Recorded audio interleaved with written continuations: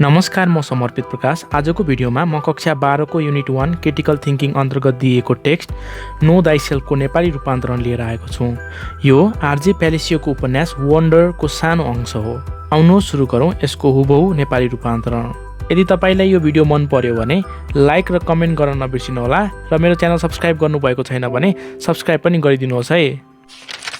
घन्टी बज्दा धेरै हलचल मच्चियो र सबैजना बाहिर निस्कनलाई उठे। मैले मेरो तालिका जाँच गरेँ जसअनुसार मेरो अर्को कक्षा अङ्ग्रेजी थियो, कोठा नम्बर 321 मा।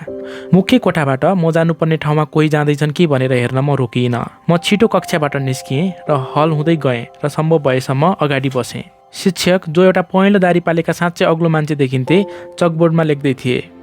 केटाकेटीहरू सानो समूहमा हाँस्दै र कुरा गर्दै आए, तर मैले त्यसतर्फ हेरिनँ। सामान्यतया मुख्य कोठामा जे हुन्थ्यो त्यही कुरा फेरि भयो। ज्याक बाहेक मेरो छेउमा कोही पनि बसेनन्, जो हाम्रो होम रुममा नभएका केही बच्चाहरूसँग ठट्टा गरिरहेको थियो। म भन्न सक्छु कि ज्याक यस्तो केटा थियो जसलाई अरू केटाकेटीहरू मन पराउँथे। उसँग धेरै साथीहरू थिए। उसले मानिसहरूलाई हँसाउँथ्यो। जब दोस्रो घन्टी बज्यो सबै शान्त भए र शिक्षक घुम्नुभयो र हामीतिर फर्किनुभयो। उहाँले आफ्नो नाम मिस्टर ब्राउन हो भन्नुभयो र त्यसपछि उहाँले यो सेमेस्टरमा हामी के गर्दैछौँ भनेर कुरा गर्न थाल्नुभयो। एक निश्चित बिन्दुमा कतै अ रिङ्कल इन टाइम र सेन अफ द सी टपिकहरूबारे कुरा गर्दै गर्दा बिचमा उहाँले मलाई नोटिस गर्नुभयो, तर कुरा गर्न जारी राख्नुभयो। उहाँले कुरा गर्दा म प्राय मेरो नोटबुकमा जथाभावी केर्दै थिएँ, तर बेला बेला म अन्य विद्यार्थीहरूलाई लुकेर हेर्थेँ। शार्लोट कक्षामै थिइन्, जुलियन र हेनरी पनि थिए, माइल चाहिँ थिएन। मिस्टर ब्राउनले चकबोर्डमा ठुला ब्लक अक्षरहरूमा लेखेका थिए, PRECEPT, प्रिसेप्ट अर्थात् नीति वचन। ओके, सबैजनाले यसलाई तपाईँको अङ्ग्रेजी नोटबुकको पहिलो पृष्ठको शीर्षमा लेख्नुहोस्। उहाँले हामीलाई भन्नुभए अनुसार हामीले गरे पश्चात उहाँले सोध्नुभयो, ठिक छ, त्यसो भए कसैले मलाई प्रिसेप्ट भनेको के हो भन्न सक्छ? कसैले थाहा छ? कसैले हात उठाएनन्। मिस्टर ब्राउन मुस्कुराउनु भयो, टाउको हल्लाउनु भयो र चकबोर्डमा फेरि लेख्नका लागि फर्किनुभयो। प्रिसेप्ट्स अर्थात् महत्त्वपूर्ण चिजहरूको बारेका नियमहरू। एक आदर्श वाक्य जस्तै, कसैले भन्यो। एक आदर्श वाक्य जस्तै?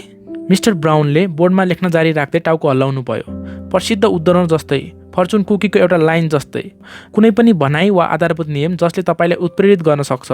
नीति वचन भनेको कुनै पनि कुरा हो जसले हामीलाई महत्त्वपूर्ण कुराहरूको बारेमा निर्णय गर्दा मार्गदर्शन गर्न मद्दत गर्दछ। उहाँले ती सबै चकबोर्डमा लेख्नुभयो र त्यसपछि घुम्नुभयो र हामीतिर फर्किनुभयो। त्यसो भए केही साँच्चै महत्त्वपूर्ण चिजहरू के हुन्? उहाँले हामीलाई सोध्नुभयो। केही केटाकेटीहरूले आफ्नो हात उठाए र उहाँले तिनीहरूलाई औँल्याएपछि तिनीहरूले आफ्नो जवाब दिए, जुन उहाँले चकबोर्डमा साँच्चै मैला अक्षरमा लेख्नुभयो।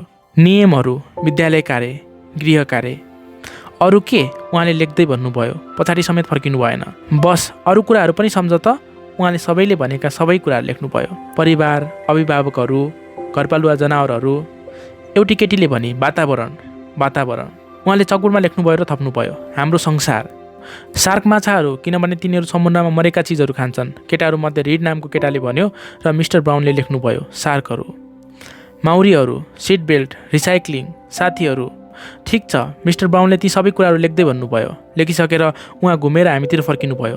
तर कसैले पनि सबैभन्दा महत्त्वपूर्ण कुराको नाम भनेकै छैन। हामी सबैले उहाँलाई हेरिरहेका थियौँ, केही आइडिया नभएर।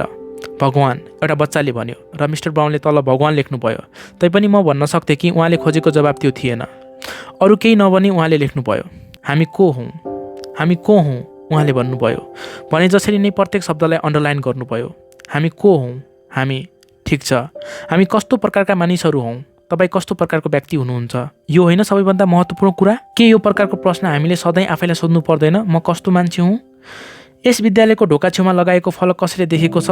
यसमा के लेखिएको छ? कसैले पढेको छ? कसैले? उहाँले वरिपरि हेर्नुभयो, तर उत्तर कसैले थाहा थिएन। यसले भन्छ आफूलाई चिन्नुहोस्, उहाँले भन्नुभयो, मुस्कुराउँदै र टाउको हल्लाउँदै। र तपाईँ आफू को हुँ भनेर सिक्न यहाँ आउनुभएको हो। मलाई त हामी यहाँ अङ्ग्रेजी सिक्न आएका हौँ जस्तो लागेको थियो। ज्याकले मजाक गर्यो, जसले सबैलाई हँसायो। हो, र त्यो पनि हो, मिस्टर ब्राउनले जवाब दिनुभयो, जुन मलाई धेरै कुल लाग्यो। उहाँ घुम्नुभयो र ठुला ब्लक अक्षरमा लेख्नुभयो, जुन चकबोर्डमा चारैतिर फैलियो। मिस्टर ब्राउनको सेप्टेम्बर महिनाको प्रिसेप्ट, सही हुनु र दयालु हुनु बिच छान्नुपर्ने भयो भने दयालु छनौट गर्नुहोस्। ठिक छ, त्यसो भए सबैजना। उहाँले फेरि हामीतिर फर्केर भन्नुभयो, म चाहन्छु कि तपाईँको नोटबुकमा एकदम नयाँ खण्ड सुरु गर्नुहोस् र यसलाई मिस्टर ब्राउनको प्रिसेप्ट्स भन्नुहोस्। उहाँले भने चाहिँ हामीले गरिरहँदा उहाँ कुरा गरिरहनु भयो। आजको मिति पहिलो पृष्ठको सुरुमा राख्नुहोस् र अबदेखि प्रत्येक महिनाको सुरुमा म चकबोर्डमा नयाँ मिस्टर ब्राउन नीति वचन लेख्नेछु र तपाईँ यसलाई तपाईँको नोटबुकमा सार्दै जानुहोस्। त्यसपछि हामी त्यो नीति वचन र त्यसको अर्थ के हो भनेर छलफल गर्नेछौँ र महिनाको अन्त्यमा तपाईँले त्यसले तपाईँको लागि के अर्थ राख्छ भन्ने बारेमा एउटा निबन्ध लेख्नुहुनेछ। त्यसैले वर्षको अन्त्यसम्ममा तपाईँ सबैसँग लैजानको लागि तपाईँको आफ्नै नीति वचनहरूको सूची हुनेछ। गर्मी मौसम ताका म मेरा सबै विद्यार्थीहरूलाई उनीहरूको आफ्नै व्यक्तिगत नीति वचन लिएर आउन, पोस्टकार्डमा लेख्न र तपाईँ आफ्नो गर्मीको छुट्टीमा जहाँ गए पनि मलाई मेल पठाउन आग्रह गर्ने गर्दछु। मानिसहरू साँच्चै त्यसो गर्छन्? एउटी केटीले सोधिन्, जसको नाम मलाई थाहा थिएन। हो, उहाँले जवाब दिनुभयो। मानिसहरूले वास्तवमै त्यसो गर्छन्। मसँग यस्ता विद्यार्थीहरू छन् जो यस विद्यालयबाट ग्रेजुएट गरेर गएको वर्षौँपछि पनि मलाई नीति वचनहरू पठाउँछन्। साँच्चै यो धेरै गजबको कुरा हो। उहाँ एकछिन रोकिनुभयो र दारी सुमसुम्याउनु भयो। तर जे भए पनि अर्को गर्मी धेरै टाढा जस्तो देखिन्छ, मलाई थाहा छ। उहाँले ठट्टा गर्नुभयो, जसले हामीलाई हँसायो। त्यसो भए म हाजिरी लिइरहँदा सबैजना अलिकति आराम गर्नुहोस् र त्यसपछि हामी आजको लागि कक्षा समाप्त गर्छौँ।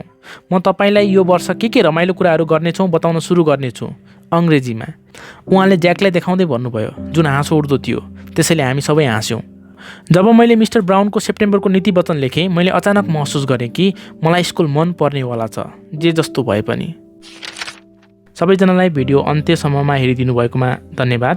र यदि तपाईँलाई यो भिडियो मन पर्यो भने कृपया कमेन्ट गर्नुहोला र यो च्यानल सब्सक्राइब गर्न नबिर्सिनुहोला। यदि तपाईँहरूमध्ये कसैलाई कुनै पनि अङ्ग्रेजी टेक्स्टको नेपाली रूपान्तरणको आवश्यकता महसुस भएको छ भने कृपया कमेन्टमा लेख्नुहोला। म मेरो फुर्सदको समय मिलाएर भिडियो बनाउने कोसिस गर्नेछु। धन्यवाद।